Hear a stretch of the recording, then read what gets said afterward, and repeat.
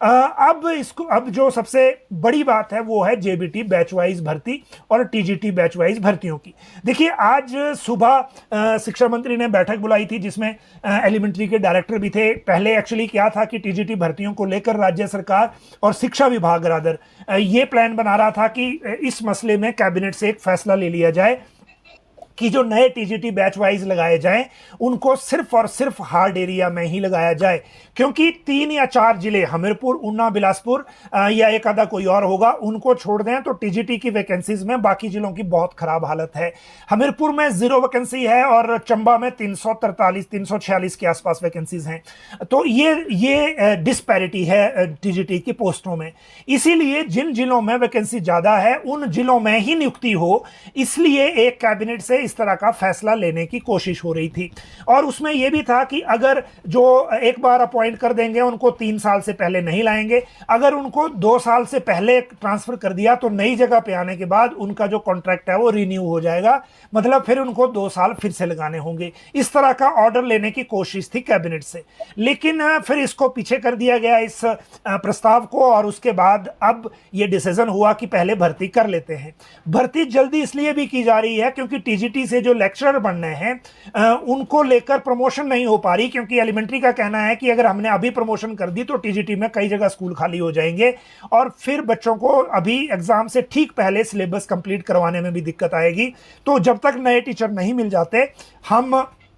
जो है ये प्रमोशन जो है नहीं कर पाएंगे लेक्चरर की, और यही कारण है कि हायर एजुकेशन लेक्चरर की प्रमोशन नहीं कर पा रहा है। तो इसीलिए बैच वाइज भर्तियां होनी है। आज नोटिस जारी हो गया टीजीटी बैच वाइज भर्ती का, और इस नोटिस के मुताबिक जो टीजीटी आर्ट्स में टोटल 420 हैं, टीजीटी नॉन मेडिकल में 306 हैं और टीजीटी मेडिकल में 172 हैं। अब ये तो हैं जो दूसरी जो क्योंकि हमारे यहाँ 2 तरह की जो आरक्षण होता है, एक हॉरिजॉन्टल एक वर्टिकल। अगर हम दूसरे आरक्षण की बात करें तो इन पोस्टों के अलावा फिजिकल हैंडीकैप्ड की जो अलग अलग कैटेगरीज हैं उसमें टोटल 90 पोस्ट हैं, जिसमें बैच वाइज 44 भरी जाएंगी, स्पोर्ट्स कोटा में 68 भरी जाएंगी, एक्स सर्विसमैन में 353 भरी जाएंगी। ये भी नोट करने वाली बात है कि इस बार वार्ड ऑफ एक्स सर्विसमैन में कोई पोस्ट नहीं है, और इसकी शायद एक प्रक्रिया ये रहती है कि पहले 2 बार एडवर्टाइज करनी पड़ती हैं, फिर अगर वार्ड ऑफ जो एक्स सर्विसमैन से अगर ये नहीं भरें तो फिर वार्ड को ट्रांसफर होती हैं। तो ये एक तो ये बात है, तो मतलब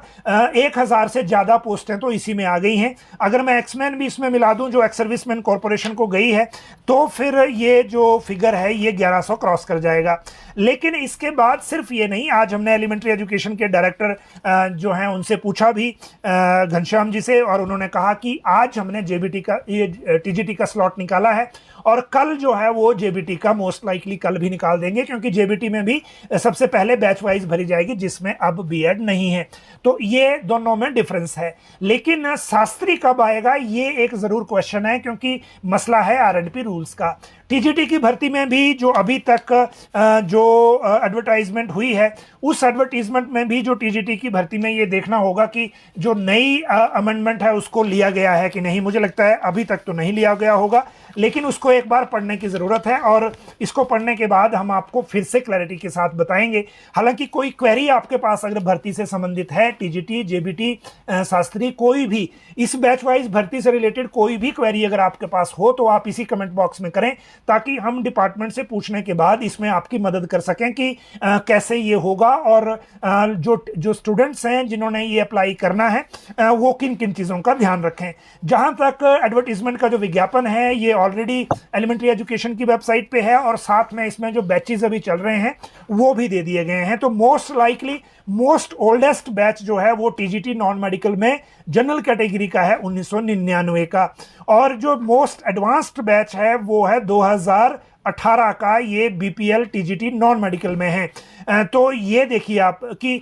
जो सबसे ओल्डेस्ट है 1999 का, मतलब टीजीटी नॉन मेडिकल में जनरल कैटेगरी वाले को 48 साल में नौकरी मिलेगी, 48 साल में बैच की नौकरी, और उसके पास जो सर्विस है 58 तक वो आप गिन लो, 10 साल भी नहीं बनी, यानी कि ओल्ड पेंशन नहीं मिलेगी। ये जो नियुक्तियां हैं बैच वाइज वाली, इसमें अगर मैं 2001 के बैच की देखूं जो टीजीटी आर्ट्स में है,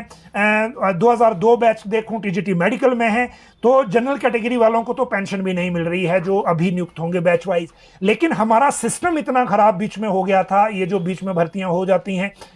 पीएटी के नाम पे, पैट के नाम पे, पीटीए के नाम पे, पैरा पॉलिसी के नाम पे या एसएमसी के नाम पे, कि जो बैच वाइज है वो बहुत सबसे ज़्यादा डायरेक्ट इम्पैक्ट बैच वाइज पे होता है। और ये भी एक सिस्टम, हमारा जो सिस्टम है उसका एक तरह से मजाक है। सिस्टम को जवाब देना चाहिए कि अगर आप बैच की नौकरियां भी नहीं दे पा रहे हैं तो आइदर या तो इसको बंद कर दें, क्योंकि लोग जो हैं इस नौकरी के इंतजार में 47 साल तक जो रोजी रोटी के लिए कुछ और इंतजार करते रहेंगे, ऐसा भी नहीं है। तो इस सिस्टम पर गौर करने की जरूरत है।